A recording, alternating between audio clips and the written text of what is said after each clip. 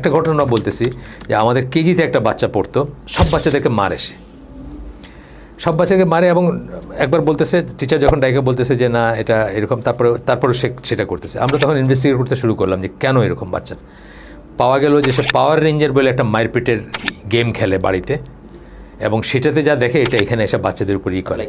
আমরা তার বাবা মাকে বললাম যে তখন ধরেন কয়েক মাস ছিল। আসসালামু আলাইকুম। ওয়ালাইকুম আসসালাম রহমতুল্লাহ বরকাতুহু। শেখ, এখন আপনার কাছে আমরা অত্যন্ত গুরুত্বপূর্ণ একটা বিষয়ে জানবো, সেটা হচ্ছে আমাদের সন্তানদের চরিত্রের উপর টেলিভিশন এবং মোবাইলের প্রভাব কতটুকু?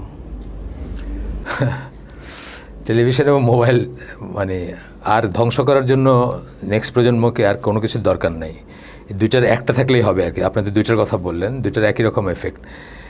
এটা নিয়ে আমরা আমাদের স্কুলে অথবা এলসওয়্যার যেখানে কথা বলতে বলে, আমি একটা ছোট্ট বুকলেটের কথা বলি। এই বুকলেটটা আমরা বিলি করছি, আপনারাও নিতে পারেন বা আছে আপনাদের কাছে, অথবা ব্লগেও লাগানো আছে, যেখানে একজন আমেরিকান মহিলা, উনি পেডিয়াট্রিক্সে এমডি পিএইচডি করা, উনি একটা স্কুলের কাউন্সিলিং করেন। তো ওনার বাচ্চা যখন হয় মানে একটু বড় হয়েছে, তখন উনি টেলিভিশন সামনে বসায় রাখতেন দিয়ে আপনার নেচার ওয়াচ দিয়ে, মানে জাস্ট গাছপালা দেখতেছে, জন্তু জানোয়ার দেখতেছে, কোনো মানুষ, মানে জিনিসটা খুব ভালো, জিনিসটা খারাপ কিছু না। কিন্তু উনি বললেন যে ওনার বাচ্চার উপর এত নেগেটিভ এফেক্ট হয়েছে, যে জন্য উনি ওটা বন্ধ করে দিয়েছেন। এবং সেখান থেকে উনি মানে গবেষণা করে দেখলেন যে বাচ্চারা যখন স্ক্রিন এডিক্ট হয়, তখন তাদের ফ্যাকাল্টিগুলা ভাগ হয়ে যায়, তাদের চোখ, তাদের কান এবং তাদের মন। কানটা একখানে থাকবে, চোখটা একখানে থাকবে, মনটা আরেকখানে থাকবে। এই যে ভাগ হয়ে যায়, তারা আস্তে আস্তে অমনোযোগী হয়ে যায়। কী দেখলো সেটা তো রইলই, সেটা তো আসেই, সেটার তো ব্যাড এফেক্ট আসেই। কী দেখাটা বাদ দিয়ে যদি জাস্ট আপনার একটা মানে একটা যে বললাম যে বন জঙ্গলও যদি দেখে, তাইলেও সে তার ভিতর জেদ দেখা দিবে, সে অমনোযোগী হবে, সে আপনার কথা শুনবে না, সে আনরুলি হবে, সে অ্যারোগেন্ট হবে, ইত্যাদি ইত্যাদি হতে থাকবে।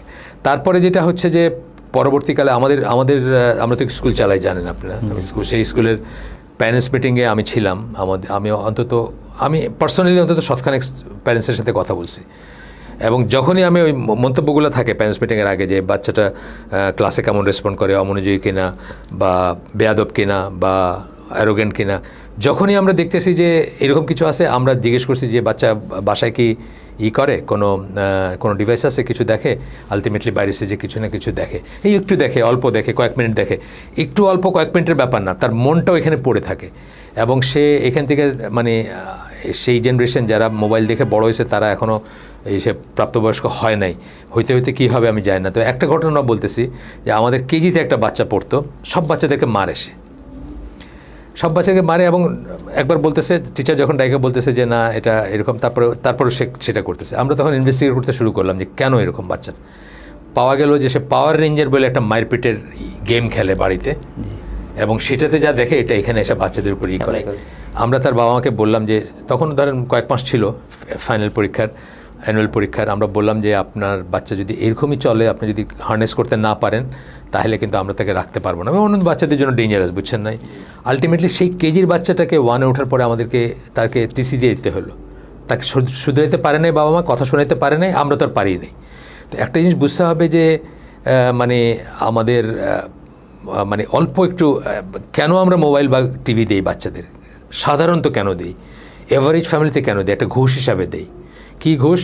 আচ্ছা, আমি এখন কথা বলতেছি, কাজের কথা, আমার বসের সাথে অথবা আমার ফ্রেন্ডের সাথে বা আমার বোনের সাথে, দুই মহিলা কথা বলতেছেন, আচ্ছা নে তুই এটা নিয়ে খেল, মানে ও এটা নিয়ে এঙ্গেজ থাকুক। অথবা মানে টিভি দেখতেও আমরা কিন্তু একই কারণে দিই, যে আচ্ছা বাসায় মেহমান আসছে, আচ্ছা তোমরা এই ঘরে বসা এই কর, মানে একটা ঘুষ হিসাবে দিই। এই টিভি টাইম, স্ক্রিন টাইম না দিয়ে আমাদের মুসলিমদের উচিত, বা সব মানুষের উচিত, মুসলিম বলে না, ওরাই তো বলতেছে, এখন ওয়েস্টার্ন ওয়ার্ল্ডেই তো বলতেছে, এগুলো তো ওয়েস্টার্ন ওয়ার্ল্ডের কথা, স্ক্রিন অ্যাডিকশন নিয়ে যত কথাবার্তা এগুলো তাদের কথা। কিন্তু তো আমাদের উচিত প্যারেন্টস টাইম বাড়ানো, বাবা মার সময়টা বাড়ানো, বাচ্চাদেরকে সময় দেবো যে সেটা স্ক্রিন টাইম না বাড়ায় প্যারেন্টস টাইম বাড়ানো, এবং এইগুলোতে টোটালি কাট অফ করা উচিত। 1 থেকে 12 বছর বয়সে বিশেষ করে আর কি, যখন তাদের ফরমেশন হয় আর কি, বা মানে ভিত্তিপ্রস্তর বলতে পারেন জীবনের স্থাপিত হয়, এই সময়টাতে অন্তত স্পেশালি দূরে রাখা উচিত। এবং যেই ব্রেনে আপনার মিউজিক থাকবে, এই সমস্ত। আর এটা তো আমি বললাম যে একদম নির্দোষটা, যখন মিউজিক নাচ গান এগুলো আসবে সেগুলো তো আরও ড্যামেজিং, এবং সেখানে কিন্তু কোরআন থাকবে না, ইসলাম থাকবে না। একই সাথে মিউজিক থাকলে কোরআন থাকবে না, এটা একদম ওয়েল নোন একটা থিওরি। তো এই জন্য আমাদের খুব সাবধান হওয়া উচিত। এই সময়টা আপনি আর সারা জীবনে ফিরে আনতে পারবেন না। আপনি যখন তার বয়স যখন 12 হবে, 13 হবে, 14 হবে, তার একটা নিজস্ব ভিউ হবে, নিজস্ব একটা ওয়ার্ল্ড ভিউ হবে, সে আর আপনার কথা পাত্তা দিবে না। এই সময়টাই আপনার উচিত তাকে একদম আগলায় ধরে বড় করা। চারা গাছ যেরকম আমরা একদম শুরুতেই কিন্তু মেইন যত্নটা নিতে হয়, একটা চারা গাছের যত্নটা প্রথমেই নিতে হয় না, একটু বড় হওয়ার পরে আর মানে আর দরকার নেই আর কি, সেটা আমাদের করা উচিত আর কি। জাযাকাল্লাহ খাইরান।